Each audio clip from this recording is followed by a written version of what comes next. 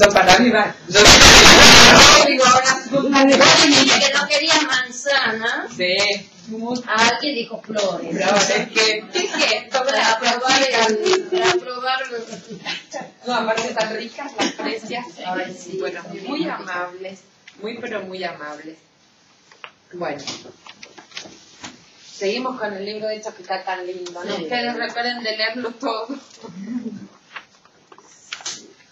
leído así, ¿Cómo? como lo leemos como leído así. Vamos a- Ya entra, ¿no? En la... Sí. A la cuarta, ustedes van a encontrar en el tema 4.3 encrucijada, apertura y persecución. Vamos a pasar la apertura, que esos son los textos de cuando Pablo habla en Atenas, en Corintio y en Éfeso. Y son textos muy lindos, léanlos, son preciosos. Vamos a la quinta etapa, que es la persecución y martirio, para hacer un recorrido por...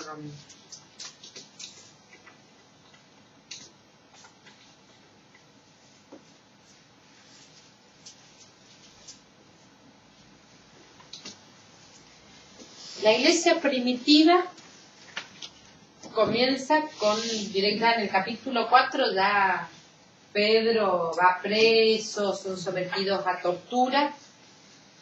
Empieza con los primeros mártires. El primer mártir, ¿se acuerdan cuál es? Esteban, que murió apedreado por Pablo, cuando se llamaba Saulo. Y el joven Saulo lo miraba mientras que moría. Hay como tres grandes momentos en la persecución. Es decir, primero es una persecución más chica, donde Pablo era los que perseguía, ¿se acuerdan? A los que seguían el camino. Después viene otra más grande, con Nerón, y después siempre me olvido el nombre de este emperador, con Domiciano, es cuando viene la gran persecución, donde los primeros cristianos empiezan a ir a la fosa de los leones, los utilizan como, bueno, para entretener al pueblo, ¿no? Qué linda película. Qué linda película. Ben-Hur.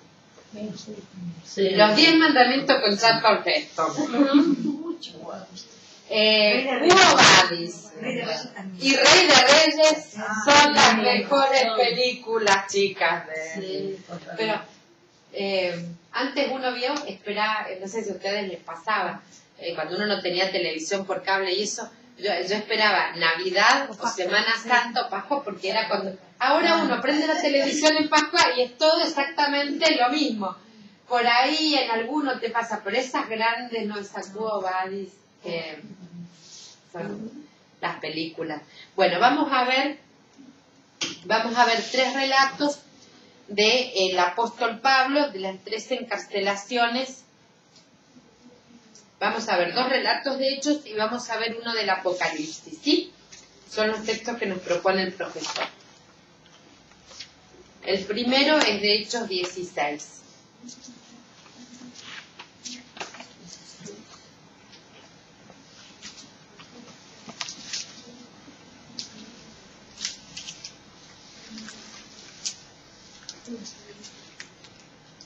Hechos 16, los versículos del 22 al 24. Ay, se me perdió un texto que les quería compartir, que no está en esto, que es de otro tema, pero...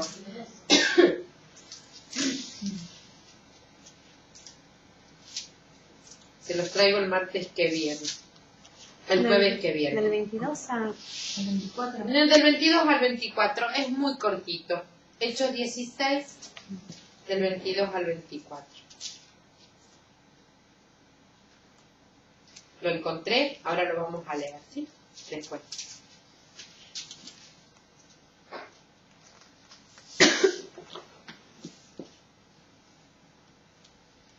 Vamos a hacer una cosa. en lugar de leer desde el 22, vamos a leer desde el 16. Porque vamos a saber por qué lo metieron preso a Pablo, ¿sí? Hacemos como hicimos hace un ratito, vamos leyendo. ¿Querés empezar, Luisa? Sí, cómo no. Un día, mientras nos dirigíamos al lugar de oración, nos salió al encuentro una muchacha poseída de un espíritu de adivinación, que daba mucha ganancia a sus patrones adivinando la suerte. Ella comenzó a seguirnos a Pablo y a nosotros, gritando: esos hombres son los servidores del Dios Altísimo, que les anuncian a ustedes el camino de la salvación. Hermana Rosa, ¿quieres seguir? La muchacha hizo esto durante algunos días, hasta que Pablo se cansó. Se dio vuelta y dijo al espíritu: por el nombre de Jesucristo te mando que salgas de ella. Y en el mismo instante el espíritu salió. Seguís. Pero sus patrones, viendo desvanecerse las esperanzas de lucro, se apoderaron de Pablo y de Silas. Los arrestaron hasta la plaza pública ante las autoridades. Y llevándolos adelante de los magistrados, dijeron: esta gente está sembrando la confusión en nuestra ciudad. Solo los judíos, que predican ciertas costumbres que nosotros, los romanos, no podemos admitir ni practicar. La multitud se amotinó en contra de ellos, y los magistrados les hicieron arrancar la ropa y ordenaron que los azotaran. Después de haberlos golpeado despiadadamente, los encerraron en la prisión, ordenando al carcelero que los vigilara con mucho cuidado. Habiendo recibido esta orden, el carcelero los encerró en una celda interior y les sujetó los pies en el cepo. Hasta ahí. Después, si quieren, leemos la liberación. ¿Se acuerdan que otra de las señales que iban a acompañar a los discípulos era en mi nombre que iban a expulsar? Demonios. ¿Qué demonios expulsan acá? Pablo y Silas. La adivinación. ¿Adivinación? No, pero para pensarlo. A ver. ¿Por qué terminan presos Pablo y Silas? Por dinero. El demonio de la esclavitud, si se quiere. En realidad, la chica dice mujer. Algunos de los textos griegos dicen muchacha. Fíjense, lo que dice la muchacha, o la mujer, no está en contra de... No está en contra. Volvé a leer lo que decía. Esos hombres son los servidores del Dios Altísimo que les anuncian a ustedes el camino de la salvación. Parece que Pablo tenía pocas pulgas, ¿no? Por una forma de decirlo muy, ¿no? Dice, después de varios días, claro, esta chica los ha estado siguiendo todo el tiempo a ellos, gritándole. Pero el tema era que a lo mejor uno puede suponer, pero mientras que la muchacha iba gritando, los patrones iban detrás juntando plata. En realidad, cuando le dice, ¿pueden volver a leer? ¿Lo tenés, Marta? Yo te digo... Yo te ordeno en nombre de Jesucristo que salgas de esta mujer. No le dice qué espíritu, ¿o sí? No. No. De adivinación. ¿En cuál?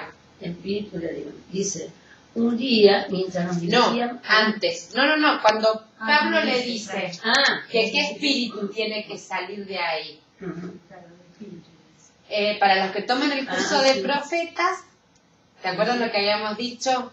Entre profetas y profetisas, que si era un hombre era bien visto, si era una mujer era mal visto, si era un hombre era todo bien, pero si era una mujer era oscurantista y todo eso. Pero en realidad después está la respuesta, porque en la iglesia primitiva lo que ocasiona en el imperio también es una revolución económica. Por eso es perseguida la iglesia. A los romanos, ¿qué le interesaba si eran seguidores de un judío de Nazaret que ellos decían que había resucitado al tercer día. ¿En qué afectaba eso a la vida del Imperio Romano? En nada. El tema era que las creencias de la iglesia primitiva fundadas en el Dios de la vida empezaba a modificar toda la estructura tradicional sobre la cual estaba construida el imperio. El pater familia, que lo mencionábamos la otra vez, en el libro de los Hechos empiezan a aparecer muchísimas mujeres, que ahora no podemos ver, pero son muchísimas las mujeres que aparecen con nombre, no cualquiera aparece con nombre en la Biblia. Acá Lucas está escribiendo. ¿Cómo empieza el texto, Andrea? ¿Cómo empieza el capítulo? Cuando empezamos a leer. Un día mientras... Oh, ¿no tenés vos, Teresa? Léelo vos. Un día, mientras nos dirigíamos al lugar de oración, nos salió al encuentro una muchacha poseída de un espíritu de adivinación. ¿Quiénes eran? Un día, sabemos que el que lo escribe es Lucas. Un día, ¿quiénes eran? Podemos suponer que iban Lucas, Pablo y Silas. A Lucas, ¿lo habrán azotado también? Sí, capaz que sí. Golpeado despegadamente, se está incluyendo también. Entonces, es decir, vieron porque en algunos, es decir, nosotros estamos leyendo en primera mano acá lo que pasó. Acá alguien no nos está contando algo que escuchó, sino nos está contando algo que vivió en primera persona. Y puede pensarse que a lo mejor había otros más. Entonces, después, si ustedes ojean un poquito más adelante, después Pablo también va preso, no sé si es el texto que sigue, en Éfeso. ¿Por qué? Porque va contra los que hacían las figuras, me parece, de la diosa Artemisa. Después nos fijamos bien. Claro, los orfebres lo que hacían, las imágenes de la diosa Artemisa se quedaban sin trabajo si ellos predicaban que a un dios único, al cual no se lo podía representar con una imagen ¿no? Entonces, lo que hace, pone en juego la igualdad ante la ley, la iglesia primitiva. Porque si somos todos iguales ante Dios, mucho más lo vamos a hacer frente a los del mismo género. Solamente una vez Pablo arguye, yo soy ciudadano romano, quiero que me juzguen en Roma. Pero eso también puede interpretarse como el cumplimiento de la misión de llegar a Roma. Modifican el sistema de tradiciones. Las mujeres adquieren un rol en la iglesia primitiva que no tenían un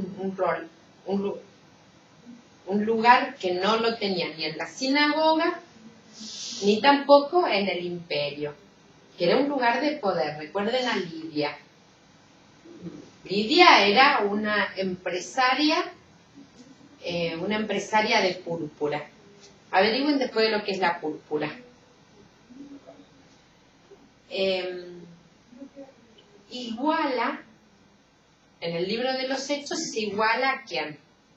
Al patrón con el esclavo, o al dueño con el esclavo. Entonces afecta también la economía.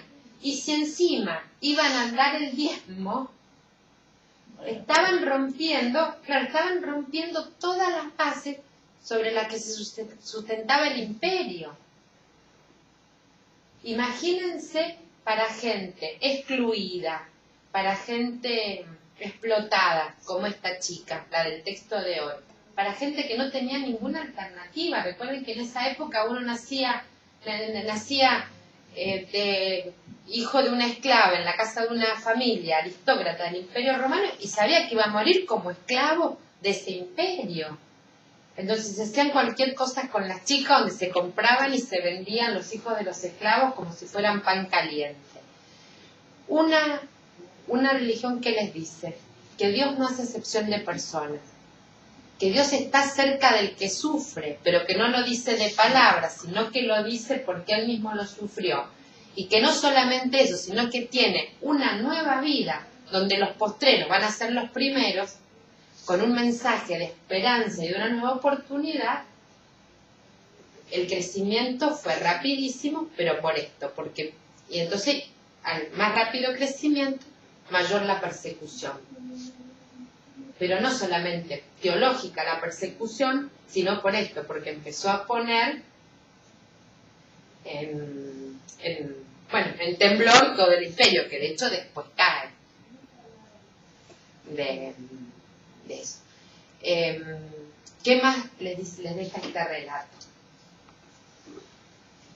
Que son azotados, son despojados de sus vestiduras, son azotados. ¿A qué recuerda eso? A lo mismo que sufrió Jesús. ¿Se acuerdan cuando Jesús les dice a sus discípulos, cuando dicen nosotros vamos a ir, el que esté dispuesto a seguirme, tiene que estar dispuesto también a perder su vida? El texto del domingo pasado. A nosotros muchas veces perder la vida significa a lo mejor perder algunas comodidades o perder algún poco de tiempo. En esta época era literal, no metafórico, era perder la vida. Vamos a Hechos 21, 27 al 33. 17.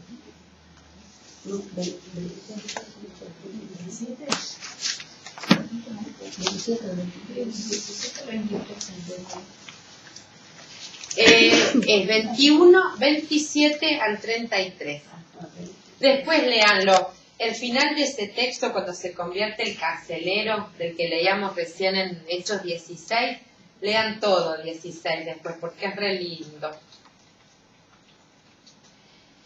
Hechos 21, 27 al 33. ¿Quién lo encontró? Yo estaba en el 20, no lo encontraba.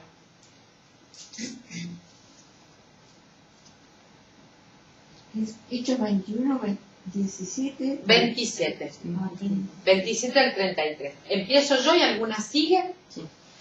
Casi al final de los 7 días, cuando los judíos venidos de Asia vieron a Pablo en el templo, amotinaron a la multitud y se apoderaron de él. Gritar. Bueno, sí, vos seguías eso. ¿No? Es 28. Y se pusieron a gritar auxilio, hombres de Israel. Este es el hombre que va enseñando a todos, por todas partes, cosas contra el pueblo, contra la ley y contra este lugar. Y hasta ha llegado a introducir a unos griegos en el templo, profanando así este lugar santo. Decían esto porque antes habían visto con él en la ciudad a Trófimo de Éfeso y creían que Pablo lo había introducido en el templo. No sé. En el versículo número 30, María Teresa. Sobre el final, La me parece. ciudad entera se alborotó y de todas partes acudió el pueblo. Se apoderaron de Pablo, lo sacaron fuera del templo y cerraron inmediatamente las puertas. Ya iban a matarlo cuando llegó al tribuno de la corte la noticia de que toda Jerusalén estaba convulsionada. Enseguida el tribuno, con unos soldados y centuriones, se precipitó sobre los manifestantes. Al ver al tribuno y a los soldados, dejó de golpear a Pablo. El tribuno se acercó, tomó a Pablo y mandó que lo ataran con 2 cadenas. Después preguntó quién era y qué había hecho. Seguimos leyendo un poquito más. Era hasta el 33. ¿No? Perdón, sí, pero leemos la historia completa. Todos gritaron al mismo tiempo. Ya, y a causa de la confusión, no puedo sacar nada limpio. Por eso hizo conducir a Pablo a la fuerza. Al llegar a la escalinata, los soldados tuvieron que alzarlos debido a la violencia de la multitud. Pues lo seguían en masa gritando, mátalo. Cuando ya lo iban a entrar en la fortaleza, Pablo dijo al comandante, ¿puedo decirle una palabra? Él contestó, ¿sabes hablar griego? ¿No eres tú el egipcio que últimamente inició a la rebeldía y llevó al desierto a 4.000 terroristas? Yo soy judío, dijo Pablo, originario de Tarso, ciudadano de una importante ciudad de Cilicia. Te ruego que me permitas hablar al pueblo. El tribuno se lo permitió y Pablo, de pie sobre la escalinata, hizo una señal al pueblo con la mano. Se produjo un gran silencio y Pablo comenzó a hablarles en hebreo. Y no lo vamos a leer todo lo que Pablo le dijo. ¿Se imaginan esa situación? Sí, lo estaba imaginando. Sí. ¿Cuántas palabras conocidas le cambiamos, le sacamos Pablo, le ponemos otro nombre y puede ser una escena ahora, una escena actual, la palabra terrorista, la palabra esto, ¿no? De la profanación. Pablo era judío. Su ámbito había sido el templo. Él está volviendo a un lugar donde Pablo había estudiado en el templo, porque Pablo era conocido de la ley, y todo el tumulto que se arma son... María de la Paz, yo no saqué la cuenta, ¿cuántas veces va Pablo encarcelado? ¿Hay algún número de veces exacto? Se compara con la pasión de Cristo. Ah, el mismo recorrido que la pasión. Entonces 14 veces. De acuerdo a las 14 estaciones que va haciendo, esos son los tribunales que él se va presentando. Sí. Igual que Cristo. Igual que Cristo, la misma cantidad. No sabía ese detalle. Porque pobre Pablo siempre está preso. No, pobre siempre está preso. De una parte hacia adelante va a desaparecer un nombre en el libro de los Hechos. ¿Quién es el nombre de quién? El nombre de Pedro. No se va a hablar más de Pedro. Después también Pablo termina, Lucas es el gran acompañante de Pablo. O puede ser que Lucas no tuvo más conocimiento de lo que estaba pasando. Recuerden que en esa época las cartas demoraban mucho en llegar. Este texto, que yo lo cerré, quería marcarles algunas cositas. Esto de que era un lugar conocido para Pablo, que él se arriesga a ir a un lugar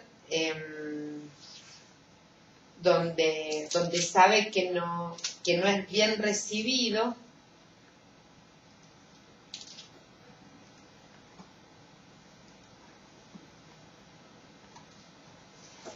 Y no sé si notaron la desesperación del tribuno por salvarlo.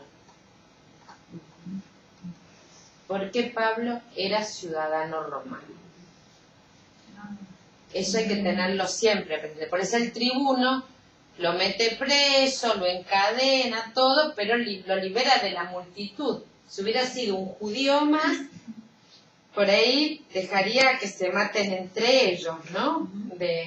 Eso también pasa en la actualidad, ¿no? Que hay personas que tienen un valor de ser salvadas ante la ley que es diferente al de otras, ¿no? Eso por ahí lo vemos en televisión. Por eso la insistencia del tribuno de incluso él poner en riesgo su propia vida para salvarlo a Pablo. Nos demuestra esto, que la ley del hombre sigue siendo la más importante, pero que igual, a pesar de todo esto, si volvemos a recordar por qué la iglesia crecía, porque la gente veía que no era únicamente de palabra lo que ellos vivían, sino que estaban dispuestos a llevar en su propio cuerpo las marcas de su fe. ¿Qué marca de jabón usas para lavar la ropa, Marta? ¿Cuál sueles usar? Cualquiera. ¿Alguna marca de perfume? ¿Alguna usa alguna marca de perfume en especial? Yo uso Aromas del Ángel. Aromas del Ángel, ¿qué nombre? ¿Algún jabón? Cualquiera, el que venga. Lux. ¿Cómo? El dedo. El heno de Pravia. ¿Cómo? ¿Cuál, mi hermana Rosa? El neutro. No. El neutro. Bueno, eso también es una marca. Yo uso esto que no tiene nada. Esta que no tiene olor alguno. Si nosotros nos ponemos a pensar, toda nuestra vida está llena de marcas. Marcas de diferentes tipos. De hecho, empezábamos con el comentario de ella diciendo que se había equivocado el colectivo. El colectivo nos marca con un nombre, con un número, qué recorrido va a ser. Así, como los primeros cristianos dejaron sus marcas en la comunidad primitiva, nosotros también hoy dejamos nuestras marcas. Necesitamos muchos. ¿Cómo? En nuestro mundo moderno necesitamos muchos de estos primeros. De estos primeros Que cristianos. de verdad eran auténticos. Que verdad eran Que daban auténticos. ejemplo, no de Exactamente. Que vivían su fe, por eso crecían. que dice el Papa, que Claro. no hay que hablar, Claro. Sí, Porque la para ser gente, creíble. claro, porque digamos, dice, cuando muchas veces decimos la gente no es tonta, nos involucramos nosotros en eso. Nosotros no somos tontos, es decir, también uno sigue a aquellos que con su vida le demuestran que acompañan los gestos con acción. Es el gran desafío. El gran desafío. El crecimiento de la iglesia primitiva no tuvo ningún secreto. No obró con magia, no obró con... Es decir, atravesaron conflictos, peleas, discusiones, las vimos, ¿no? Esto ¿cómo? Es No normal. hay vida comunitaria. No hay. Pero fue más grande el vínculo que los unía que aquellas nimiedades que los separaban. Claro. Y eso es lo que dejó la marca. Todas vamos a dejar alguna marca en estos días. Ojalá que sea buena. La marca de un beso, de un abrazo, de una palabra, de un gesto. De un olor de Todo lo que fresca. uno recibe siempre lo transmite, siempre es un bien para uno y para otro. Exactamente, sí. No. Sí, sí. Siempre es positivo. Sí. Porque uno también tiene que hablar hasta creer lo que habla. Un predicador decía eso. Que hay que hablar hasta uno terminar creyendo que lo que está diciendo es cierto. Y sí, porque es difícil hasta uno mismo. Que Dios nos bendiga. También ustedes que pasen una semana. Gracias, chicas. Muy bonito.